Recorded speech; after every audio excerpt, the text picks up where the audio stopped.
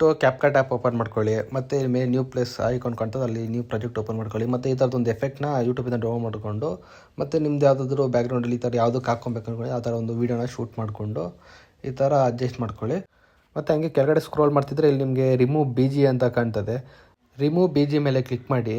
Remove B G ಮೇಲೆ click ಮಾಡಿದ್ರೆ ಇಲ್ಲಿ ಥರ್ಡ್ ಒನ್ ಒಂದು ಆಪ್ಷನ್ ಕಾಣ್ತದೆ, ಅದನ್ನು ಕ್ಲಿಕ್ ಮಾಡಿ. ಇದು ಬಂದುಬಿಟ್ಟು ಫಸ್ಟ್ ಒನ್ ಬಂದುಬಿಟ್ಟು ನೀವು ಅಡ್ಜಸ್ಟ್ ಮಾಡ್ಕೊಳ್ಳಿ. ಮ್ಯಾಕ್ಸಿಮಮ್ 80 ಇಕ್ಕೊಳ್ಳಿ, 80 ಹಂಗೆ ಇಕ್ಕೊಳ್ಳಿ.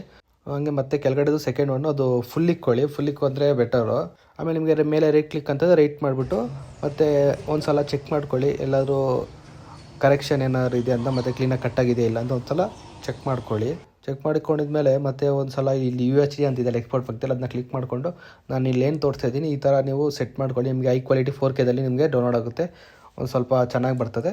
ಆಮೇಲೆ ಇದೇ ಥರ ಯೂಸ್ಫುಲ್ ವೀಡಿಯೋಸ್ಗೆ ನಮ್ಮ ಅಕೌಂಟ್ನ ಫಾಲೋ ಮಾಡಿಕೊಳ್ಳಿ.